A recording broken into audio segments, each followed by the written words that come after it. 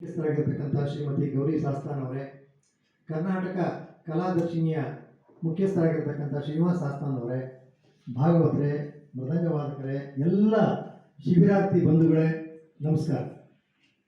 ನೀವು ಹೊಸ ಪ್ರಸಂಗವೊಂದನ್ನು ಕಲಿತು ಪ್ರದರ್ಶನಕ್ಕೆ ಮುಂದಾಗಿದ್ದೀರಿ. ಒಂದು ಕಮ್ಮಟವನ್ನು ಮಾಡ್ತಾ ಇದ್ದೇವೆ, ತರಬೇತಿಯನ್ನು ಕೊಡ್ತಾ ಇದ್ದೀವಿ.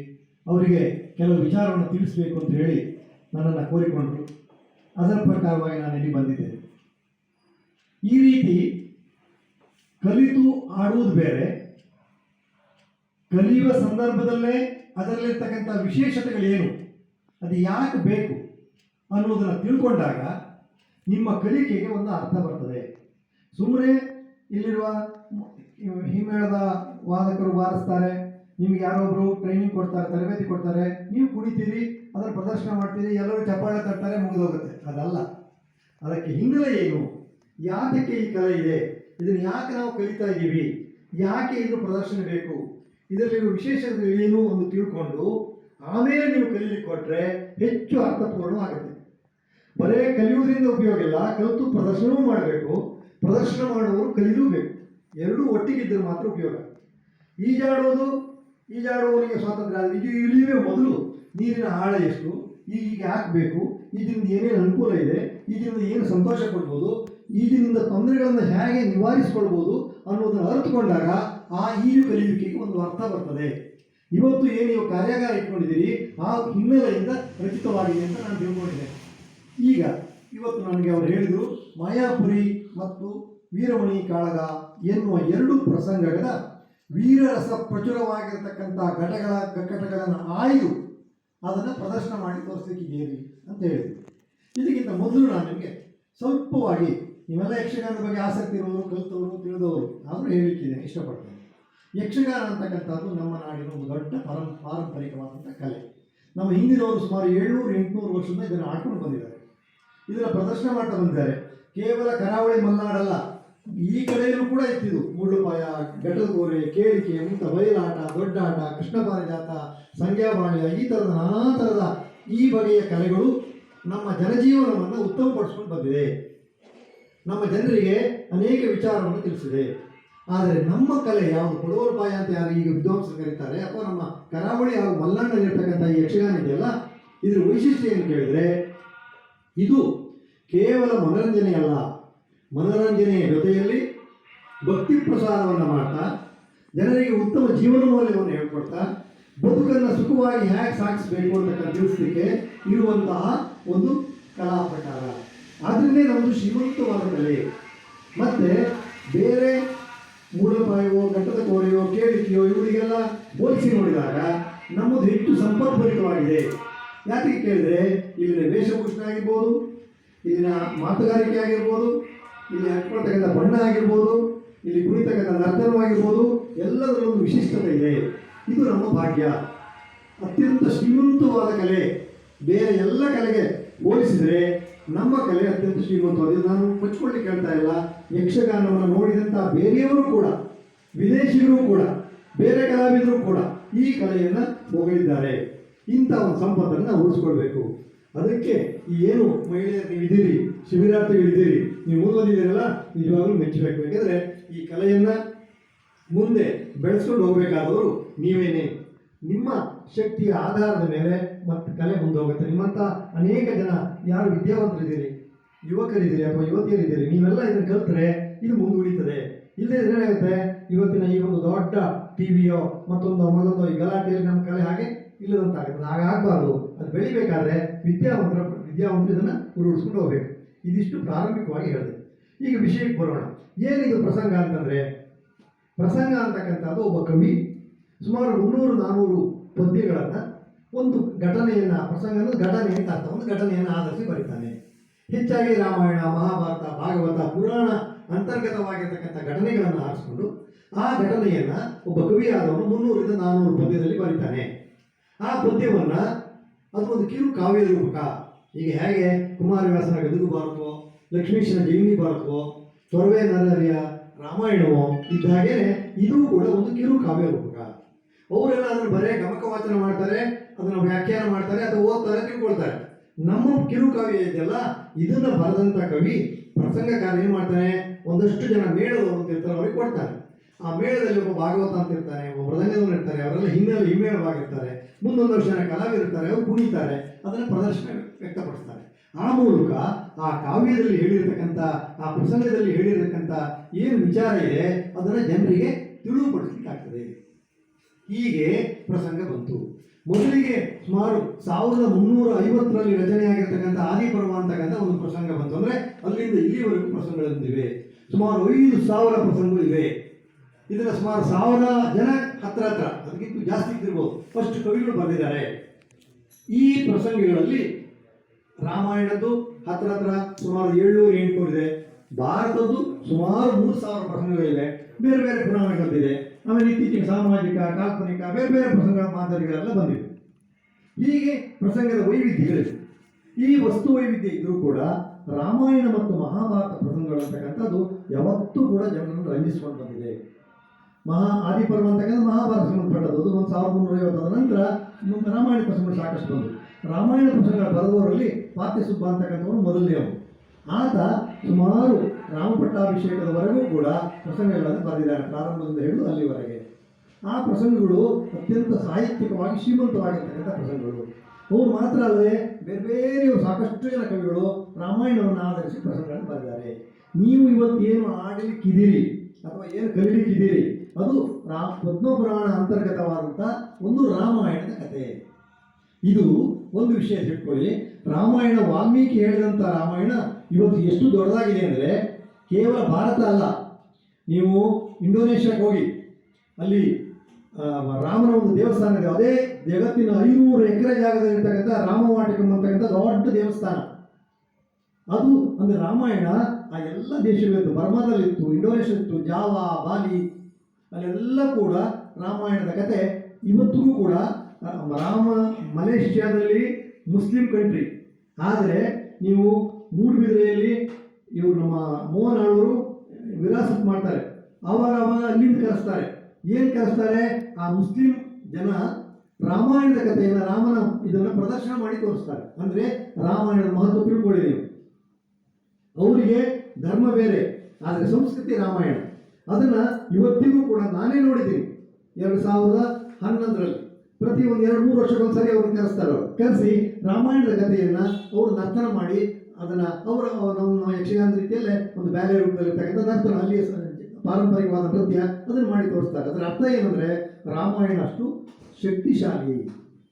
ಹಾಗಾದರೆ ಈ ನಿಮ್ಮ ಇವತ್ತೇನು ನೀವು ಆರಿಸ್ಕೊಂಡಿದ್ದೀರಲ್ಲ, ಇದು ಮೂಲ ವಾಲ್ಮೀಕಿ ರಾಮಾಯಣದಲ್ಲ. ವಾಲ್ಮೀಕಿ ರಾಮಾಯಣ ಬಂದು ಸಣ್ಣದು, ಅದು ಆಮೇಲೆ ಬೆಳೆದು ಬೆಳೆದು ಬೆಳೆದು ಎಷ್ಟೆಷ್ಟೋ ಕಥೆಗಳು ಸೇರಿಕೊಂಡಿವೆ. ಈ ನೀವು ಏನು ಆರಿಸ್ಕೊಂಡಿದ್ದೀರಿ ನೋಡಿ, ಇದು ಪದ್ಮಪುರಾಣದಲ್ಲಿ ಬಂದಿರತಕ್ಕಂಥ ಒಂದು ಕತೆ. ರಾಮ ಪಟ್ಟಾಭಿಷೇಕ ಆದ ನಂತರ ಅಶ್ವಮೇಧ ಯಾಗವನ್ನು ಮಾಡ್ತಾನೆ. ಅಶ್ವಮೇಧ ಯಾಗದ ರಕ್ಷಣೆಗೆ ಕುದುರೆ ಹೊರಡುತ್ತದೆ. ಆಗ ಶತ್ರುಘ್ನ ಕುದುರೆಯಿಂದ ಬರ್ತಾನೆ.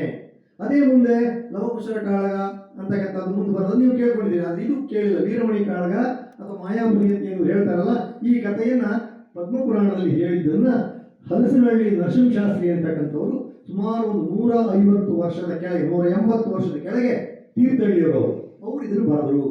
ಅವರು ಬರೆದದ್ದನ್ನು ನೀವು ಇಲ್ಲಿದೆ ನೋಡಿ. ಇದು ತೀರ್ಥಹಳ್ಳಿಯ ಹಲಸಿನಹಳ್ಳಿ ನರಸಿಂಹಶಾಸ್ತ್ರಿ ಅವರು ಬರೆದಿರ್ತಕ್ಕಂಥ ಒಂದು ಪ್ರಸಂಗ ಪುಸ್ತಕ. ಇದರಲ್ಲಿ ನೀವೇನು ಮಾಡಿದಿರಿ, 2 ಭಾಗ, ಮಾಯಾಪುರಿ ಅಂತಕ್ಕಂಥ ಒಂದು ಭಾಗನ, ಆಮೇಲೆ ವೀರಮಣಿ ಕಾಳಗ ಅಂತಕ್ಕಂಥ ಇನ್ನೊಂದು ಭಾಗವನ್ನು, ಅದರಲ್ಲಿ ಸ್ವಲ್ಪ ಭಾಗವನ್ನು ತೆಗೆದುಕೊಂಡು ನೀವು ಪ್ರದರ್ಶನ ಮಾಡ್ತಾ ಇದ್ದೀರಿ.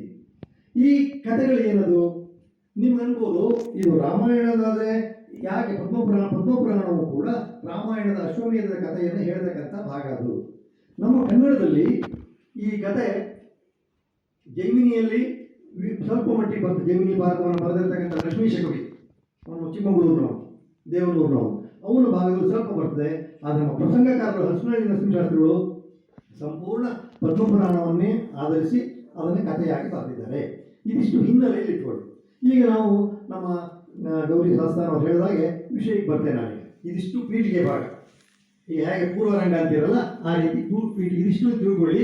ಈ ಹಿನ್ನೆಲೆಯನ್ನು ನೀವು ಇಟ್ಕೊಂಡ್ರೆ ಏನಂತಂದರೆ ನಮ್ಗೆ ಎಷ್ಟು ದೊಡ್ಡ ಪರಂಪರೆ, ಎಷ್ಟು ವಿಚಾರಗಳಿದೆ ತಿಳ್ಕೊಳ್ಬೋದು. ಈ ಕಥೆ ಏನಂತ ಹೇಳುತ್ತೆ, ವೀರಮಣಿ ಕಾಳಗ ಮತ್ತು ಮಾಯಾಪುರಿ ಅಂತಕ್ಕಂಥದ್ದು ಏನು ಕಥೆ ಕೇಳಿದ್ರೆ, ಶತ್ರುಘ್ನ ಹೊರಡ್ತಾನೆ, ರಾಮನ ಒಡ್ಡೋಲಕ್ಕೆ ಬರ್ತದೆ. ಮೂಲ ಇದರಲ್ಲಿ ರಾಮ ರಾಮನ ಒಡ್ಡೋಲು ವಿಶಿಷ್ಟಮಯವಾದದ್ದು. ಇತ್ತೀಚೆಗೆ ನಶಿಸಿ ಹೋಗಿದೆ, ಬಯಲಾಟ ಮೇಳದವರು ಕೂಡ ಅದನ್ನು ಆಡ್ತಾ ಇಲ್ಲ. ಅಲ್ಲಿಂದ ಪ್ರಾರಂಭ ಆಗುತ್ತೆ. ಅವರಿಗೆ ನಾರದ ಮುನಿಗಳು ಬೇರೆಯವರೆಲ್ಲ ಹೇಳ್ತಾರೆ, ಮತ್ತೆ ವಸಿಷ್ಠರು ಕೂಡ ಹೇಳ್ತಾರೆ, ಅಶ್ವಮೇಧ ಯಾಗವನ್ನು ಮಾಡಬೇಕು. ಸರಿ, ಸೀತೆ ಇಲ್ಲ, ನಿಮ್ಗೆ ಗೊತ್ತಿದೆ, ಸೀತೆ ಸ್ವರ್ಣಪುತ್ರಿಯನ್ನು ಮಾಡಿ ಸೀತೆಯನ್ನು ಇಟ್ಕೊಂಡು ಅಶ್ವಮೇಧ ಯಾಗವನ್ನು ಪ್ರಾರಂಭಿಸ್ತಾರೆ. ಅಶ್ವಮೇಧದ ಕಥೆ ಏನು? ಅಶ್ವಮೇಧ ಯಾಗ ಅಂದ್ರೆ ಯಾಕೆ ಮಾಡ್ತಾರೆ ಕೇಳಿದ್ರೆ, ಒಂದು ಕುದುರೆಯನ್ನು ಬಿಡ್ತಾರೆ, ಆ ಕುದುರೆಯಿಂದ ರಕ್ಷಣೆಗೆ ಹೋಗ್ತಾರೆ. ಕುದುರೆಗೆ ಎಲ್ಲ ಕಡೆಯಲ್ಲೂ ಗೌರವ ಸನ್ಮಾನ ತರಬೇಕು. ಕೊಡದೇ ಇದ್ರೆ ಅವ್ರ ಜೊತೆ ಯುದ್ಧ ಆಗುತ್ತೆ.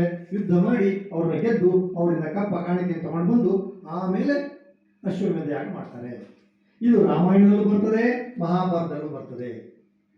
ರಾಮಾಯಣದಲ್ಲಿ ಬರ್ತಕ್ಕಂಥ ಇದರಲ್ಲಿ ಮೊದಲಿಗೆ ಕುದುರೆ ಹೊರಡ್ತದೆ. ಕವಿ ಏನ್ ಮಾಡಿದಾನೆ ಇಲ್ಲಿ ಪದ್ಮಪುರಾಣದಲ್ಲಿ ಏನ್ ಬರುತ್ತೆ ಹೇಳಿದ್ರೆ, ಈಗ ಕವಿಯ ಮನಸ್ಸು ಹೇಗಿರುತ್ತೆ ಅಂತಂದ್ರೆ, ಕತೆ ರಾಮಾಯಣ ಮುಗೀತು, ರಾಮನ ಪಟ್ಟಾಭಿಷೇಕ ಆಯ್ತು, ಅಲ್ಲಿಗೆ ಮುಗೀತಾ ಅಲ್ಲ, ಇನ್ನೂ ಜೀವನ ಇದೆ, ರಾಮ ನಿರ್ಯಾಣದವರೆಗೂ ಜೀವನ ಇದೆ, ಹೇಗೆ ಬದುಕದ ಅನ್ನುವ ಕಲ್ಪನೆ ಇರ್ತದೆ. ಅದನ್ನ ಪದ್ಮಪುರಾಣದಲ್ಲಿ ಹೇಳ್ತಾರೆ. ರಾಮ ಪಟ್ಟಾಭಿಷೇಕದ ನಂತರ ಮಾರೀಚ ನಿಜವಾಗ್ಲೂ ಒಳ್ಳೆಯವನೇ, ರಾವಣನ ಮಾವ, ಅವರ ಮಕ್ಕಳಿಗೆ ಬಿಡಿದ್ದಾರೆ. ಅದನ್ನ ಅವರು ಅಲ್ಲಿ ಮಹಿಳೆಯರು ಇದನ್ನ ಯಾಕೆ ತಂದ್ರು ಕೇಳಿದ್ರೆ, ನಮ್ಗೆ ಯಕ್ಷಗಾನ ಕವಿ ಇದನ್ನ ಯಾಕೆ ಹಲಸಲ್ಲಿ ಹಾಸ್ಕೊಂಡ್ರು ಕೇಳಿದ್ರೆ, ಇದರಲ್ಲಿ ಮಹಿಳೆಯರ ಒಂದು ಕುಣಿತಕ್ಕೆ, ಮಹಿಳೆಯರ ಅಂದ್ರೆ ಪ್ರಮೀಳಾರ್ಜುನಿ ಇರ್ಬೋದು, ಈ ತರದ ಪ್ರಸಂಗಗಳಲ್ಲಿ ಕಚ್ಚೆ ಹಾಕೊಂಡು ಮಹಿಳೆಯರು ಕೂಡ ವೀರರಸ ಪ್ರಧಾನವಾಗಿ ಅಂದ್ರೆ ಮಹಿಳಾ ವೇಷಧಾರಿ ತೋರಿಸ್ಲಿಕ್ಕೆ ಸಾಧ್ಯ ಆಗುತ್ತೆ, ಒಂದು ವೈವಿಧ್ಯ ಬರುತ್ತೆ. ಅದಕ್ಕೋಸ್ಕರ ಇಲ್ಲಿ ಇಬ್ಬರು ಮಹಿಳೆಯರು ಬರ್ತಾರೆ. ಯಾರು? ಮಾರೀಚನ ಮಗಳು ಇಬ್ಬರಿದ್ದಾರೆ. ಅವರಿಬ್ಬರು ಕುದುರೆಯನ್ನ ಕಟ್ ಹಾಕ್ಲಿಕ್ಕೆ ಅವರ ದೂತಿ ಬಂದು ಕಟ್ ಹಾಕ್ತಾರೆ. ಕುದುರೆ ಬರ್ತದೆ, ಅಲ್ಲಿ ಕುದುರೆಯನ್ನ ಕಟ್ತಾರೆ ಅಂತಕ್ಕಂಥಲ್ಲಿಂದ ನಿಮ್ಮ ಕಥೆಯನ್ನ ಪ್ರಾರಂಭ. ನಿಮ್ಮ ಕಥೆ ಮೊದಲು ರಾಮ ಒಡ್ಡೋಲದಲ್ಲಿ ಚಂದ್ರಪುಷ್ಕಳ, ಶತ್ರುಘ್ನ, ಚಂದ್ರಕೇತು ಇಂಥ ಪಾತ್ರಗಳು ಬರ್ತವೆ. ಈ ಪಾತ್ರಗಳು ಬಂದು ಕುದುರೆ ಹೊರಡ್ತದೆ. ಇದು ಒಂದು ಭಾಗ, ಇದು ಮೊದಲನೇ ಭಾಗ. ಅದಾದ್ಮೇಲೆ ಕುದುರೆ ಬಂದದನ್ನ ಕಟ್ತಕ್ಕಂಥದ್ದು. ಇದು ಎಲ್ಲ ಅಶ್ವಮೇಧ ಕಥೆಯಲ್ಲೂ ಕೂಡ ಕುದುರೆಯನ್ನು ಕಟ್ತಾರೆ, ಯುದ್ಧ ಆಗ್ತದೆ. ಈಗ ಯಜ್ಞಾಶ್ವ ಬಂತು ನಿಲ್ತದೆ, ಅವರ ಪಟ್ಟಣದ ಹೊರಗೆ ಬಂದು ನಿಲ್ತದೆ. ಅಲ್ಲಿ ಪದ್ಯವನ್ನ ಅದು ಎಲ್ಲಿರುತ್ತೆ ಹಾಗಾದ್ರೆ? ಈ ಮಾರೀಚನ ಹೆಣ್ಣು ಮಕ್ಕಳಾಗಿರ್ತಕ್ಕಂಥ ಇಬ್ಬರಿದ್ದಾರೆ. ಅವರು ಪಟ್ಟಣ, ಅವರು ಪಾತಾಳ ಲೋಕದಲ್ಲಿ ನೆಲೆಸಿರ್ತಾರೆ. ಆದರೆ ಅವರು ರಾಮಭಕ್ತರು, ಮೂಲತಃ ರಾಕ್ಷಸರು, ಶಿವಭಕ್ತರು. ಇಲ್ಲೂ ಕೂಡ ನಮ್ಮ ಕವಿಯ ಒಂದು ಇದನ್ನು ನೋಡ್ಕೊಳ್ಳಿ, ನಮ್ಮ ಪರಂಪರೆಯಲ್ಲಿ ಶಿವಭಕ್ತರಿಗೂ ಮತ್ತು ವಿಷ್ಣು ಭಕ್ತರಿಗೂ ಅವಾಗ ಜಗಳ ಆಗ್ತಾ ಇತ್ತು. ಆದರೆ ಕವಿಗಳಾದವರು ಈ ಜಗಳವನ್ನು ಬಯಸುವುದಿಲ್ಲ. ಅವ್ರು ಹೇಳ್ತಾರೆ, ಶಿವನು ಒಂದೇ, ವಿಷ್ಣುವು ಒಂದೇ, ರಾಮನು ಒಂದೇ, ಈಶ್ವರನು ಒಂದೇ ಅಂತಕ್ಕಂಥ. ಅದನ್ನು ಸಾರಲಿಕ್ಕೋಸ್ಕರ ನಮ್ಮಲ್ಲಿ ಒಂದು ಭಾಗವತ ಸಂಪ್ರದಾಯ ಅಂತ ಬಂತು. ಇವಾಗ ನಮ್ಮ ಕುಮಾರವ್ಯಾಸ ಇರ್ಬೋದು, ಲಕ್ಷ್ಮೀಶೈವರು ಅವರೆಲ್ಲ ಭಾಗವತ ಸಂಪ್ರದಾಯದವರು. ಭಾಗವತ ಸಂಪ್ರದಾಯ ಅಂದರೆ ಅವರಿಗಿಬ್ಬರೂ ಒಂದೇ, ಈಶ್ವರ ಬೇರೆ ಅಲ್ಲ, ವಿಷ್ಣು ಬೇರೆ ಅಲ್ಲ, ಇಬ್ಬರು ಒಂದೇ. ಆದ್ದರಿಂದ ಈ ಪ್ರಸಂಗಕಾರ ಏನು ಮಾಡ್ದ ಅಂತಂದರೆ, ಈ ಶಿವಭಕ್ತನಾಗಿರ್ತಕ್ಕಂಥ ರಾಕ್ಷಸರ ಮಕ್ಕಳಾದರೂ ಕೂಡ ಇವರು ರಾಮಭಕ್ತರು. ಅವರ ಪರಂಪರೆ ಏನಿರುತ್ತೆ ಈಶ್ವರ, ಆದರೆ ರಾಮಭಕ್ತರವರು. ಅವ್ರ ಉದ್ದೇಶ ಏನಿದೆ ಅಂದರೆ ಜೀವನದಲ್ಲಿ ರಾಮ ನೋಡಬೇಕು ಅಂತಕ್ಕಂಥದ್ದು. ಆದ್ದರಿಂದ ಈ ಹೆಣ್ಮಕ್ಳು ಏನು ಮಾಡ್ತಾರೆ, ಹೆಣ್ಮಕ್ಕಳ ದೂತಿ ಅದನ್ನು ಕಟ್ಟಿದಾಗ ಒಳ್ಳೆಯದಾಗ್ತಿದ್ದು. ಯಾಕೆ ಹೇಳಿದರೆ, ನಾವು ಯುದ್ಧ ಮಾಡಿ ಶತ್ರುಘ್ನನ್ನು ಸೋಲಿಸಿ ಆಮೇಲೆ ರಾಮನನ್ನ ಯುದ್ಧಕ್ಕೆ ಕರೆಯೋಣ, ಆಗ ರಾಮನ ದರ್ಶನ ಆಗುತ್ತೆ. ಈ ರೀತಿಯ ಒಂದು ಭಾವನೆ ಇದೆ ನೋಡಿ. ಅಂದರೆ ರಾಕ್ಷಸರಾಗಿದ್ದರೂ ಕೂಡ ಶಿವಭಕ್ತರಾಗಿದ್ದವರು ಕೂಡ ರಾಮಭಕ್ತರಾಗಿ ಬದಲಾದರು. ರಾಮನ ಬಗ್ಗೆ ರಾಮಭಕ್ತಿಯ ಪಾರಮ್ಯವನ್ನು ಹೇಳ್ತಕ್ಕಂಥ ಕಥಾಭಾಗ ಈ ಮೊದಲನೇ ಮಾಯಾಪುರಿ. ಇಲ್ಲಿ ನೀವು ಸ್ವಲ್ಪ ನೆನಪು ಮಾಡ್ಕೊಳ್ಳಿ, ಮಹಾಭಾರತದಲ್ಲಿ ಸುಧನ್ವ ಕಾಳಗ ಅಂತ ಬರುತ್ತೆ. ಅಲ್ಲೂ ಕೂಡ ಸುಧನ್ವನ ತಂದೆ ಆ ಕುದುರೆಯನ್ನು ಯಾಕೆ ಕಟ್ಟಾಕ್ತಾರೆ ಕೇಳಿದ್ರೆ, ಪಾಂಡವರ ಮೇಲೆ ವಿರೋಧ ಅಲ್ಲ, ಅವ್ರಿಗೆ ಯಾರು ಬರಬೇಕು? ಕೃಷ್ಣ ಬರಬೇಕು, ಕೃಷ್ಣನನ್ನು ದರ್ಶನ ಮಾಡಬೇಕು. ಅವರೆಲ್ಲರ ಮನೆಯವರ ಆಸೆನೇ ಅಷ್ಟೇ. ಕೃಷ್ಣನನ್ನು ನಾವು ನೋಡಲಿಕ್ಕೆ ಅವಕಾಶ ಏನು ಕೇಳಿದ್ರೆ ಕುದುರೆ. ಇದನ್ನು ವೀರಭಕ್ತಿ ಅಂತ ಕರೀತಾರೆ. ಭಕ್ತಿಯಲ್ಲಿ ನಾನಾ ಥರದ್ದಿರುತ್ತೆ. ಭಕ್ತಿ ಅಂತಕ್ಕಂಥದ್ದು ಒಂದು ಅರ್ಚನೆ, ಆರಾಧನೆ, ಹೂ ಹಾಕೋದು, ಸ್ನಾನ ಮಾಡಿಸೋದು ದೇವರಿಗೆ, ಈ ಥರದ್ದೆಲ್ಲ ಒಂದಿರುತ್ತೆ. ಹಾಗೆ ವೀರಭಕ್ತಿ ಅಂದರೆ ಅವನು ದೇವರಾಗಲಿಲ್ಲ, ಏನಂತ ಯುದ್ಧ ಮಾಡಿಯೇ ದೇವರನ್ನ ನಾವು ಒಲಿಸ್ಕೊಳ್ತೇನೆ ಅಂತಕ್ಕಂಥದ್ದು ಇದು ವೀರಭಕ್ತಿ. ಇಲ್ಲಿ ಕಾಣ್ತಕ್ಕಂಥದ್ದು ವೀರಭಕ್ತಿ. ನಾವು ರಾಮನನ್ನ ಇವತ್ತೇನು ಮಾಡ್ತೇವೆ, ಯುದ್ಧಕ್ಕೆ ಕರೆದು ಆ ಮೂಲಕ ರಾಮನ ದರ್ಶನವನ್ನು ಮಾಡ್ಕೊಳ್ತೇವೆ, ಭಕ್ತಿಯನ್ನ ಪ್ರದರ್ಶಿಸ್ತೇವೆ ಅಂತ ಹೇಳಿ ಅವ್ರ ಕುದುರೆಯನ್ನ ಕಟ್ಟಾಕಿದಾಗ ಶತ್ರುಘ್ನ ಬರ್ತಾನೆ, ಯುದ್ಧ ನಡೀತದೆ. ನೀವು ಇಲ್ಲಿ ಏನೇನು ಸಿಗ್ತದೆ? ಕುಣಿಲಿಕ್ಕೆ ಮೊದಲಿಗೆ ಒಡ್ಡೋಲಗ ಅದನ್ನು ತೋರಿಸ್ಬೋದು. ಅದಾದಮೇಲೆ ಯುದ್ಧ, ಪ್ರಯಾಣ. ಯಾಕೆಂದರೆ ನಮ್ಮ ಯಕ್ಷಗಾನದಲ್ಲಿ ಪಯಣ ಇದೆಯಲ್ಲ, ಅದು ಒಳ್ಳೆಯ ಗತಿಯಲ್ಲಿ ಹೋಗ್ತಕ್ಕಂಥ ಆಕರ್ಷಕವಾದದ್ದು. ಪಯಣದ ನಡೆ ಇದೆಯಲ್ಲ ಅದು ಬಹಳ ಸೊಗಸಾಗಿರ್ತಕ್ಕಂಥದ್ದು. ಇವತ್ತು ಅದನ್ನೇ ಬಿಟ್ಟಿದ್ದೇವೆ. ಹಿಂದೆಲ್ಲ 3 ಸಾರಿ 4 ಸಾರಿ 5 ಸಾರಿ ತಿರುಗಿ ಅದನ್ನೆಲ್ಲ ಬೇರೆ ಬೇರೆ ಬೇರೆ ಬೇರೆ ಆ್ಯಂಗಲ್ನಲ್ಲಿ ತೋರಿಸ್ತಾ ಇದ್ರು. ಇವತ್ತು ಅದರಲ್ಲಿ ನಮ್ಮಲ್ಲಿ ಬಿಟ್ಟೋಗಿದೆ. ಅದು ನೀವು ಅದನ್ನು ಇಲ್ಲಿ ಮಾಡಲಿಕ್ಕೆ ಅವಕಾಶ ಇದೆ. ಪುಷ್ಕಳ ಮತ್ತು ಶತ್ರುಘ್ನ ಆಮೇಲೆ ಚಂದ್ರಕೇತು ಅವರೆಲ್ಲ ಬರ್ತಾ ಇರ್ತಾರೆ. ಆಮೇಲೆ ಮುಂದೆ ಒಂದು ದೂತಿ ಪಾತ್ರ ಬರುತ್ತೆ. ಅದು ಯಾತಕ್ಕೆ ಬಂತು? ಅದು ಹಾಸ್ಯಕ್ಕೆ. ನಮ್ಮ ಯಕ್ಷಗಾನದಲ್ಲಿ ಹಾಸ್ಯ ಪಾತ್ರವನ್ನು ಆವಾಗ ಬೇರೆ ಬೇರೆ ಬೇರೆ ರೂಪದಲ್ಲಿ, ಹೆಚ್ಚಾಗಿ ಚಾರಕ, ಬ್ರಾಹ್ಮಣ, ಅಂಬಿಗ ಈ ಥರದ ಪಾತ್ರಗಳ ಮೂಲಕ ಹಾಸ್ಯ ಪಾತ್ರವನ್ನು ತರ್ತಾರೆ. ಯಾಕೆಂದರೆ ಪೌರಾಣಿಕವಾದರೂ ಕೂಡ ಜನರಿಗೆ ಸಾಮಾಜಿಕತೆ ಬೇಕಾಗ್ತದೆ, ಇವತ್ತಿನ ದಿವಸದ ವಿಚಾರಗಳು ಬೇಕಾಗ್ತದೆ, ಹಾಗೆಯೇ ರಂಜನೆ ಬರುವುದು. ಅದಕ್ಕೋಸ್ಕರ ಹಾಸ್ಯ ಪಾತ್ರ ಇರೋದು. ಹಾಸ್ಯ ಯಾತಕ್ಕೆ ಕೇಳಿದ್ರೆ, ಹಾಸ್ಯದವರು ಏನಾದರೂ ಸಾಮಾಜಿಕ ವಿಚಾರವನ್ನು ಹೇಳಿದ್ರು ತಪ್ಪೇನಿಲ್ಲ. ಅವರು ಸಾಮಾಜಿಕತೆಯನ್ನು ತರ್ತಾರೆ. ಪೌರಾಣಿಕ ವಾತಾವರಣದಲ್ಲೇ ಸಾಮಾಜಿಕತೆಯನ್ನು ತಂದು ನಿಮ್ಗೆ ಸಂತೋಷ ಪಡ್ತಾರೆ. ಅದಕ್ಕೋಸ್ಕರ ಹಾಸ್ಯ ಪಾತ್ರ ಬೇಕು. ಹಾಗಂತ ಇವತ್ತೇನಾಗಿದೆ, ಹಾಸ್ಯ ಅಂದರೆ ಎಲ್ಲರೂ ಚಪ್ಪಾಳೆ ಆಗ್ತಾರೆ ಅಂತೇಳಿ ರಾಜನು ಕೂಡ ಹಾಸ್ಯ ಮಾಡಿ ಕೊಡ್ತಾರೆ. ಹಾಗೆ ಮಾಡಬಾರ್ದು. ರಾಜ ಆದವನು, ನಾಯಕನಾದವನು, ಖಳನಾಯಕನಾದವನು ಹಾಸ್ಯ ಅಲ್ಲ. ಅವ್ರೇನಿದ್ರು ವೀರ, ರಸ, ಗಾಂಭೀರ್ಯ ಅದನ್ನು ಶೃಂಗಾರ ಅದನ್ನು ತೋರಿಸ್ಬೇಕು. ಹಾಸ್ಯಗಾರ ಹಾಸ್ಯ ತೋರಿಸ್ಬೇಕು. ಆಗೇನಾಗುತ್ತೆ, ಒಂದು ಪ್ರಸಂಗ ಅಚ್ಚುಕಟ್ಟಾಗುತ್ತೆ. ಇಲ್ಲಿ ಯಾವ ಪಾತ್ರದ ಮೂಲಕ ಹಾಸ್ಯ ಬರ್ತದೆ? ದೂತಿ ಪಾತ್ರದ ಮೂಲಕ ಹಾಸ್ಯ ಬರ್ತದೆ. ಅನಂತರ ಮತ್ತೆ ಯಾರು ಬರ್ತಾರೆ? ಅವರಿಬ್ಬರು ಬರ್ತಾರೆ. ಅಲ್ಲೂ ಕೂಡ ಅಷ್ಟೇ ನೋಡಿ, ಆ ಇಬ್ಬರು ಕೂಡ ಯಾರು ಸೇನಾ ನಾಯಕಿ ಮದನಾಕ್ಷಿ ಮತ್ತು ತಾನಾವಳಿ, ಇವರಿಬ್ಬರು ಪಾತ್ರವೂ ಕೂಡ ನಿಮಗೆ ಕಚ್ಚೆ ಹಾಕೊಂಡು ಬರುವುದರಿಂದ ಯುದ್ಧದ ಸನ್ನಿವೇಶಕ್ಕೆ ಬಹಳ ಅನುಕೂಲ ಆಗ್ತದೆ. ಪ್ರಮೀಳಾ ದುನಿಯಾ ಅಂತಕ್ಕಂಥದ್ದು ಬಹಳ ಸೊಗಸಾಗಿ, ಮೀನಾಕ್ಷಿ ಕಲ್ಯಾಣ ಬಹಳ ಹಿಂದೆ ನಾವೆಲ್ಲ ನೋಡಿದ್ವಿ. ಕೋಟ ವೈಕುಂಠ, ಅರಾಟೆ ಮಂಜುನಾಥ ಅವರೆಲ್ಲ ಮಾಡಿದ್ದು ನೋಡಿದ್ದೀವಿ. ಬಹಳ ಸೊಗಸಾಗಿ ಆ ನರ್ತನವನ್ನು, ಮಹಿಳಾ ಅಂದರೆ ಪುರುಷ ಪುರುಷರಾದರೂ ಕೂಡ ಮಹಿಳೆಯ ವೇಷವನ್ನು ಸ್ತ್ರೀ ವೇಷ ಹಾಕ್ಕೊಂಡು ಸೊಗಸಾಗಿ ನರ್ತನ ಮಾಡಿ ಅದನ್ನು ತೋರಿಸ್ಲಿಕ್ಕೆ ಅವಕಾಶ ಇದೆ. ಶೃಂಗಾರ ಅಲ್ಲ, ಯಾಕೆಂದರೆ ಹೆಚ್ಚಾಗಿ ಮಹಿಳೆಯರು ಒಂದು ಶೃಂಗಾರ. ಆದರೆ ಈ ಪ್ರಸಂಗದ ಮೂಲಕ ವೀರರಸವನ್ನು ತೋರಿಸಿ. ಯಕ್ಷಗಾನದಲ್ಲಿ ವೀರರಸಕ್ಕೆ ಅತ್ಯಂತ ಹಿರಿಯ ಸ್ಥಾನವಿದೆ. ನೆಕ್ಸ್ಟ್ ಇನ್ಯಾವುದು ಬರ್ತದೆ? ಮತ್ತು ಯುದ್ಧಗಳು. ಮೊದಲಿಗೆ ಪುಷ್ಕಳ ಮತ್ತು ತಾರಾವಳಿಯಲ್ಲಿ ಯುದ್ಧ ಸನ್ನಿವೇಶ. ಇದನ್ನು ಕೂಡ ತುಂಬ ಸೊಗಸಾಗಿ ತೋರಿಸ್ಲಿಕ್ಕೆ ಅವಕಾಶ ಇರ್ತದೆ. ಇಲ್ಲ ಅರ್ಥವನ್ನೆಲ್ಲ ಅವರು ಕೊಟ್ಟಿದ್ದಾರೆ, ಇದನ್ನು ನೀವು ನೋಡ್ಕೊಳ್ಬೋದು. ಆಮೇಲೆ ಕೆಲವು ಪದ್ಯಗಳನ್ನು ನಾವು ನೋಡಿದೆ. ಈ ಪುಸ್ತಕದಲ್ಲಿ ತುಂಬ ದೀರ್ಘವಾಗಿದೆ, 400-500 ಪುಟ ಇದೆ. ಇದನ್ನು ನೀವು ಪ್ರಿಂಟ್ ಆಗುತ್ತೆ 100 ವರ್ಷ ಆಗುತ್ತೆ. ನಮ್ದು 5-6 ವರ್ಷ ಹೋದರೆ 100 ವರ್ಷ ಆಗುತ್ತೆ ಈ ಪುಸ್ತಕ ಪ್ರಿಂಟ್ ಆಗಿ. ಇದರಿಂದ ಆರಿಸ್ಕೊಂಡು ಇಲ್ಲಿ ಬರೆದಿದ್ದೀವಿ. ತುಂಬ ಅದನ್ನು ಕೂಡ ಮೇಡಮ್ ಅವರು ಕೊಟ್ಟರು ನನಗೆ. ಚೆನ್ನಾಗಿ ಅರ್ಥ ಸಂಕ್ಷಿಪ್ತವಾಗಿದೆ. ಹಾಗೆ ಇರಬೇಕು. ಯಾಕೆಂದರೆ ನೀವು ಹವ್ಯಾಸಿಗಳಾದ್ರಿಂದ ದೀರ್ಘ ಅರ್ಥ ಮಾಡಿದರೆ ನಿಮಗೂ ಹೇಳೋದು ಕಷ್ಟ ಆಗ್ತದೆ, ಅಲ್ಲಿ ಜನರಿಗೂ ಕೂಡ ಕಷ್ಟ ಆಗ್ತದೆ. ಚುರುಕು ನಡೆ ಬೇಕಾಗ್ತದೆ. ಆ ಚುರುಕು ನಡೆ ಇಲ್ಲಿದೆ, ಅದನ್ನು ನಾನು ನೋಡಿದೆ. ಆಮೇಲೆ ನೆಕ್ಸ್ಟು ಮದನಾಕ್ಷಿಯ ಮಾತುಗಳು ಕೂಡ ಸೊಗಸಾಗಿದೆ. ಕಡೆಯಲ್ಲಿ ಕುಮುದಿನಿ ಬರ್ತಾಳೆ. ಸೊ 3 ಜನ ಸ್ತ್ರೀಯರು ಇದರಲ್ಲಿ ಪಾತ್ರ ಮಾಡಲಿಕ್ಕೆ ಅವಕಾಶ ಇದೆ. ನಿಮಗೆ ಒಳ್ಳೆಯದು, ಯಾಕಂದರೆ ನೀವು ಸ್ತ್ರೀಯರೇ ಮಾಡ್ತಾ ಇರೋದ್ರಿಂದ. ಆದರೆ ಬೇರೆ ಸ್ತ್ರೀ ವೇಷದ ರೀತಿಯಲ್ಲ, ನೀವು ಇಲ್ಲಿ ಸ್ವಲ್ಪ ಗಡುಸು ಥರದ ಸ್ತ್ರೀ ವೇಷವನ್ನು ಹಾಕ್ಕೊಂಡು ಪ್ರದರ್ಶನವನ್ನು ಕೊಡಬೇಕಾಗ್ತದೆ. ಅದನ್ನು ಮಾಡ್ಬೋದು. ಆಮೇಲೆ ರಾಮನ ದರ್ಶನ ಸಿಗುತ್ತೆ ಅನ್ನೋ ಖಾತ್ರಿ ಆದಮೇಲೆ ಪ್ರಸಂಗ ಮುಗಿತದೆ. ಇದು ಮೊದಲನೇ ಭಾಗ. ಆ ನಂತರ 2ನೇ ಭಾಗಕ್ಕೆ ಹೋಗೋಣ. ವೀರಮಣಿ ಕಾಳಗ. ಇದು ಯಾರ್ದು? ವೀರಮಣಿ ಕಾಳಗದಲ್ಲಿ ಏನು ಬರ್ತದೆ? ಯಾರು ಈ ವೀರಮಣಿ? ಇವನು ಒಬ್ಬ ರಾಕ್ಷಸ. ಇವನೇನು? ಶಿವಭಕ್ತ. ಇವನು ಏನು ಮಾಡಿದಾನಂದರೆ, ತನ್ನ ಮಗಳನ್ನೇ ಈಶ್ವರನಿಗೆ ತಪಸ್ಸು ಮಾಡಿ ಈಶ್ವರನನ್ನು ಒಲಿಸ್ಕೊಂಡು ತನ್ನ ಮನೆಯಲ್ಲಿ ಇಟ್ಕೊಂಡಿದ್ದಾನೆ. ಆದ್ದರಿಂದ ಅವನಿಗೆ ಯಾರ ಭಯವಿಲ್ಲ. ಯಾಕೆಂದರೆ ದೇವರೇ ಅವನು 3 ದೇವರು, ಸೃಷ್ಟಿ ಸ್ಥಿತಿ ಲಯವನ್ನು ಮಾಡ್ತಕ್ಕಂಥ ಈಶ್ವರ, ಬ್ರಹ್ಮ ವಿಷ್ಣು ಮಹೇಶ್ವರ, ತ್ರಿಮೂರ್ತಿಗಳು ಕರಿತೀವಿ. ಅದರಲ್ಲಿ ಅತ್ಯಂತ ಪ್ರಭಾವಶಾಲಿ ಯಾರು ಹೇಳಿದ್ರೆ ಈಶ್ವರ. ಯಾಕೆಂದರೆ ಲಯವನ್ನು ಮಾಡ್ತಕ್ಕಂಥವ್ನು. ಅವನೇ ಮನೆಯಲ್ಲಿ ಮೇಲೆ ಯಾರು ಅವ್ನು ಮುಟ್ತಾರೆ? ಯಾರು ಮುಟ್ಲಿಕ್ಕೆ ಹೆದರಿಕೆ ಎಲ್ಲರಿಗೂ ಅವನ ಮೇಲೆ ಅಷ್ಟು ಇದಾಗ. ಆದರೆ ಈಶ್ವರ ಭಕ್ತ. ಈಗ ಏನಾಗುತ್ತೆ, ಕುದುರೆ ಅಲ್ಲಿಗೆ ಬರುತ್ತೆ. ಕುದುರೆ ಬಂದ ಮೇಲೆ ಅದನ್ನು ಕೂಡ ಅಲ್ಲಿ ಶುಭಾಂಗ ಮತ್ತು ರುಕ್ಮಾಂಗ ಅಂತಕ್ಕಂಥ ಇರ್ತಾರೆ. ರುಕ್ಮಾಂಗ ಅಂತ ಅವರನ್ನು ಕುದುರೆಯನ್ನು ಕಟ್ತಾರೆ. ಕುದುರೆ ಕಟ್ಟಿದ ಮೇಲೆ ಯುದ್ಧ ಪ್ರಾರಂಭ ಆಗಬೇಕು. ಆಗ ಶತ್ರುಘ್ನ ಕಡೆಯಿಂದ ಒಬ್ಬರೇ ಬರ್ತಾರೆ ಯುದ್ಧಕ್ಕೆ. ಇಲ್ಲಿಯೂ ಕೂಡ ನೀವು ಮೊದಲು ಮಾಡಿದ ಇದು 2 ಪ್ರಸಂಗ ಬೇರೆ ಬೇರೆ ಮಾಡ್ತೀರಾ, ಒಟ್ಟಿಗೆ ಮಾಡ್ತೀರಲ್ಲ, ಒಂದೇ ಒಟ್ಟಿಗೆ. ಆದ್ದರಿಂದ ಅಲ್ಲಿಯ ಶತ್ರುಘ್ನೇ ಇಲ್ಲಿಯೂ ಕೂಡ ಮುಂದುವರಿಸಲಿಕ್ಕೆ ಆಗ್ತದೆ. ಅನಂತರ ಯುದ್ಧ ನಡೀತದೆ. ಯುದ್ಧವೂ ಕೂಡ ಇಲ್ಲಿಯೂ ಕೂಡ ಬಹಳ ಚುರುಕು, ಬಹಳ ವೀರ ಸಂಪ್ರದಾನ ಅದನ್ನು ಚುರುಕು ಬೇಕಾಗ್ತದೆ. ಶೃಂಗಾರ ಇದ್ದಲ್ಲಿ, ಹಾಸ್ಯ ಇದ್ದಲ್ಲಿ, ಕರುಣಾರಸಪೂರಿತವಾದಂಥದ್ದು ನಿಧಾನ ನಡೆ, ಇದೆಲ್ಲ ಬಹಳ ಚುರುಕು ನಡೆ. ಇಲ್ಲಿ ಯುದ್ಧ ನಡೀತದೆ. ಯುದ್ಧ ನಡೆದ ಮೇಲೆ ಈಗ ರಾಮನ ಕಡೆಯಿಂದ ಯಾರಿಗಿದ್ದ? ಇಲ್ಲಿ ಹನುಮಂತ ಬರ್ತಾನೆ. ಅಂದರೆ ನಿಮಗೆ ಹನುಮಂತನ ಪಾತ್ರಕ್ಕೆ ಒಂದು ಅವಕಾಶ ಸಿಕ್ತು. ಯಾಕೆಂದರೆ ನಮ್ಮ ಯಕ್ಷಗಾನದಲ್ಲಿ ಏನಂದರೆ ವೈವಿಧ್ಯಮಯವಾದ ಪಾತ್ರ ಇದ್ರೇ ಜನರಿಗೆ ಖುಷಿ ಆಗ್ತದೆ. ಹಾಕಿದ ಪಾತ್ರವೇ ಇದ್ದರೆ ಯಾರೋ ಅದು ಇನ್ನೊಬ್ಬರಿಗೆ ವ್ಯತ್ಯಾಸ ಗೊತ್ತಾಗೋದಿಲ್ಲ. ಇದೇ ಬೇರೆ ಪಾತ್ರ ಬಂದಾಗ ಅದನ್ನು ನೋಡಿ ನಲಿತಾರೆ, ಜನರಿಗೂ ಖುಷಿ ಆಗ್ತದೆ.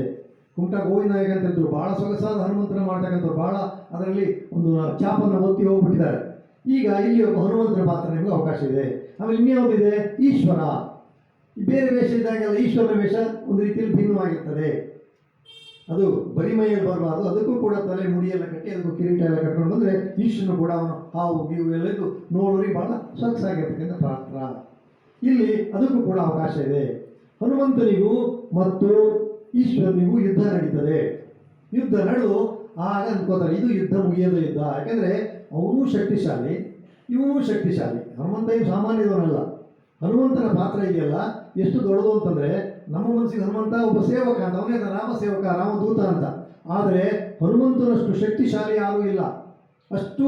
ಮತ್ತೆ ನೋಡಿ, ನಮ್ಮ ಭಾರತೀಯ ಪರಂಪರೆಯಲ್ಲಿ ಹನುಮಂತನಿಗೆ ಎಂಥ ಹಿರಿದಾದ ಸ್ಥಾನ ಇದೆ ಅಂದರೆ, ನೀವೆಲ್ಲೇ ಹೋಗಿ ಹನುಮಂತನ ದೇವಸ್ಥಾನ ಇರ್ತದೆ. ಪ್ರತಿ ಹಳ್ಳಿಯಲ್ಲೂ ಕೂಡ ಹನುಮಂತನ ದೇವಸ್ಥಾನ ಇದೆ.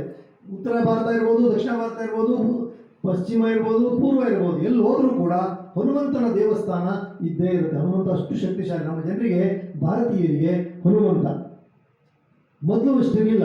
ಈಗೀಗ ನಮಗೆ ಹನುಮಂತನಿಗೆ ಪೈಪೋಟಿ ಕೊಡ್ತಕ್ಕಂಥ ದೇವರು ಯಾರು ಕೇಳಿದ್ರೆ ಗಣೇಶ. ಯಾಕೆ ಕೇಳಿದ್ರೆ, ನಮಗೆ ಈ ಒಂದು ಆಧುನಿಕ ಬದುಕಿನಲ್ಲಿ ಯಾವಾಗಲೂ ನಮಗೆ ಭಯ, ನಮ್ಮ ವಿಘ್ನಗಳು, ಟೆನ್ಷನ್ಗಳು ಇದೆಲ್ಲ ಇರುವುದರಿಂದ ನಾವು ಮೊದಲು ಇಷ್ಟಿರಲಿಲ್ಲ ಹನುಮಂತನ ಇದು ಗಣೇಶ ದೇವಸ್ಥಾನ. ಈಗ ನೀವು ಹೋಲಿಸಿದರೆ ಪುನೀತ ಗಣೇಶ ಭಕ್ತರು ಜಾಸ್ತಿ, ಗಣೇಶನ ದೇವಸ್ಥಾನಗಳು ಜಾಸ್ತಿ. ಹೀಗೆ ಭಾರತೀಯರಿಗೆ ಹನುಮಂತ ಮತ್ತು ಗಣೇಶ ಇಬ್ಬರೂ ಕೂಡ, ಅವರಿಬ್ಬರೂ ವೈಶಿಷ್ಟ್ಯ ಇದೆ. ಅವರು ಮಾನವರ ದೇಹ ಸಂಪೂರ್ಣ ಅಲ್ಲ, ವಾನರ ರೂಪಿಯಾದವನು. ಆಮೇಲೆ ಇವರು ಕೂಡ ಆನೆಯ ಮುಖದವನು ಇವನು. ನೋಡಿ ಎಷ್ಟು ವ್ಯತ್ಯಾಸ ಅಂದರೆ, ಯಾರೂ ಪರಿಪೂರ್ಣರಲ್ಲ ಅಂತ. ಅದರಲ್ಲೇ ನಮಗೆ ಆ ದೇವರ ಮೇಲೆ ಹೆಚ್ಚು ಒಂದು ಭಕ್ತಿ ಬರಲಿಕ್ಕೆ ಸಾಧ್ಯ ಆಗ್ತದೆ. ಹನುಮಂತ ಮತ್ತು ಗಣೇಶ ಇದು ನಮ್ಮ ಪರಂಪರೆ ಅಲ್ಲ. ಬೇರೆ ಬೇರೆ ದೇಶದಲ್ಲೂ ಕೂಡ ಈ ರೀತಿ ಬೇರೆ ಬೇರೆ ಮುಖಗಳನ್ನು ಹಾಕ್ಕೊಂಡಂಥ ದೇವರುಗಳು ಇದ್ದಾರೆ. ಬೇರೆ ಧರ್ಮದಲ್ಲೂ ಇದ್ದಾರೆ, ಬೇರೆ ಸಂಸ್ಕೃತಿಗಳಲ್ಲೂ ಇದ್ದಾರೆ. ಈಗ ಇವರಿಬ್ಬರ ಯುದ್ಧ ನಡೀತದೆ. ಸೊ ಅಲ್ಲಿ ಇನ್ನೊಂದು ಒಳ್ಳೆಯ ನಿಮಗೆ ದೃಶ್ಯ ಸೃಷ್ಟಿಸಲಿಕ್ಕೆ ಸಾಧ್ಯ ಆಗ್ತದೆ. ಅಲ್ಲಿ ಮೊದಲನೇ ಪ್ರಸಂಗದಲ್ಲಿ ಮಹಿಳೆಯರಿಗೂ ಪುರುಷರಿಗೂ ಯುದ್ಧ, ಇಲ್ಲಿ ಪುರುಷರಿಗೂ ಅನಂತರ ಹನುಮಂತನ ವಿಶಿಷ್ಟಮಯವಾದ ವೇಷಗಾರಿಕೆಯಿಂದ ಬರ್ತಕ್ಕಂಥ ಹನುಮಂತ, ಆಮೇಲೆ ಯಕ್ಷಗಾನದಲ್ಲಿದ್ದು ಕೂಡ ಈಶ್ವರನ ರೂಪದಲ್ಲಿ ಬರ್ತಕ್ಕಂಥ ಈಶ್ವರ, ಇವರಿಬ್ಬರು ಮಧ್ಯೆ ಯುದ್ಧ ಇದು ನಡೀತದೆ. ಆಮೇಲೆ ಒಂದು ತೀರ್ಮಾನ ಆಗುತ್ತೆ, ಓಹೋ ನಾವಿಬ್ಬರು ಯುದ್ಧ ಮಾಡಿದರೆ ಇದು ಮುಗಿಯದ ಯುದ್ಧ, ಆದ್ದರಿಂದ ನಾವು ರಾಮನು ಒಂದೇ ಈಶ್ವರನು ಒಂದೇ ಅಂತೇಳಿ ತೀರ್ಮಾನ ಮಾಡ್ತಾರೆ. ಹಾಗಾಗಿ ಏನು ಈ ಕಥೆ ಹೇಳುತ್ತೆ? ಇದು ಇಷ್ಟೇ ಕಥೆ. ಇದು ನಾನು ಈಗ ನೀವು ನಾಳೆ ನೀವು ಅಭ್ಯಾಸ ಮಾಡೋದ್ರಿಂದ ಇನ್ನಷ್ಟು ಕಥೆ ನಿಮಗೇನು ಬೇಕಾಗಿಲ್ಲ. ವಿಷಯ ಏನಿದು? ರಾಮ ಮತ್ತು ಕೃಷ್ಣ, ವಿಷ್ಣುವಿನ ಅವತಾರ ರಾಮ ಅಂದರೆ ವಿಷ್ಣು ಮತ್ತು ಈಶ್ವರ, ಅವರಿಬ್ಬರು ಮಧ್ಯೆ ಭೇದ ಇಲ್ಲ, ಹರಿಹರರಿಗೆ ಭೇದವಿಲ್ಲ.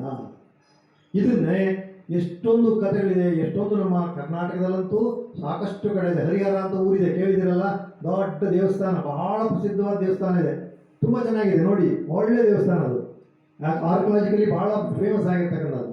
ಶಂಕರನಾರಾಯಣ ನಮ್ಮ ಸೌತ್ ಕೇಂದ್ರದಲ್ಲಿದೆ, ಸುಮಾರು ಕಡೆಯಲ್ಲಿದೆ. ಅಷ್ಟೇಕೆ ನೀವು ನಮ್ಮ ಇವರನ್ನ ಪೂಜೆ ಮಾಡ್ತೀರಿ, ಯಾರನ್ನ? ನಮ್ಮ ಹರಿಹರ ಸುತ ಯಾರವನು? ಅಯ್ಯಪ್ಪ. ಇದೆಲ್ಲ ಯಾಕೆ ಅಂದರೆ, ಹಿಂದೆ ನಮ್ಮಲ್ಲಿ ಸಾಕಷ್ಟು ಗಲಾಟೆ ನಡೀತಾ ಇತ್ತು. ಆಗ ಜನ ಅಂದ್ಕೊಂಡ್ರು ಇದು ಬೇರೆ ಅಲ್ಲ, ದೇವರು ಅಂದ್ರೆ ಒಂದೇ, ಶಕ್ತಿ ಒಬ್ಬನೇ. ನಾವು ಅಂದ್ಕೊಂಡು ಆ ದೇವರು ಈ ದೇವರು ಮತ್ತೊಂದು, ಅದೇನಿಲ್ವೇ ಇಲ್ಲ. ಶಕ್ತಿ ಇರುವುದು ಅನ್ನೋದಕ್ಕೆ ನಾವು ಬೇರೆ ಬೇರೆ ಹೆಸರು ಕರೆದಿದ್ದೀವಿ ಅಷ್ಟೇ, ಬೇರೆ ಬೇರೆ ವೆರೈಟಿ ಅಂತ ಕರೆದಿದ್ದೀವಿ. ಒಬ್ಬೊಬ್ಬರು ಒಂದೊಂದು ತಿಳ್ಬೇಕು. ಆದ್ದರಿಂದ ಅದನ್ನು ಇಟ್ಕೊಂಡು ಜಗಳ ಮಾಡಬಾರ್ದು. ದೇವ ಒಂದೇ, ನಾಮ ಹಲವು. ಆದ್ದರಿಂದ ಅದನ್ನು ಹೇಳಬೇಕು ಜನರಿಗೆ, ಆ ನೀತಿಯನ್ನು ತಿಳಿಸ್ಬೇಕು ಜನರಿಗೆ. ಅದಕ್ಕೆ ಏನು ಮಾಡ್ತಾರೆ ನಮ್ಮ ಪುರಾಣಕಾರರು ಮತ್ತು ನಮ್ಮ ಪ್ರಸಂಗಕಾರರು, ಸಾಕಷ್ಟು ಪ್ರಸಂಗ ಈ ಥರ ಬರ್ತಿವೆ. ಹರಿಹರ ಭೇದ ಇಲ್ಲ ಅಂತಕ್ಕಂಥ ಪ್ರಸಂಗಗಳು, ಅದನ್ನು ಭಾಗವತ ಸಂಪ್ರದಾಯ ಅಂತ ಕರೀತಾರೆ. ಕರ್ನಾಟಕದಲ್ಲಂತೂ ಭಾಗವತ ಸಂಪ್ರದಾಯ ಸುಮಾರು 500 ವರ್ಷಗಳ ಇತಿಹಾಸ ಇದೆ ಭಾಗವತ ಸಂಪ್ರದಾಯಕ್ಕೆ. ಕೆಲವು ಮಠ ಇದೆ, ನಮ್ಮ ಎಳನೀರವ್ರ ಮಠ ಇದೆ, ಕೇಶವಾನಂದ ಭಾರತ ಸ್ವಾಮಿ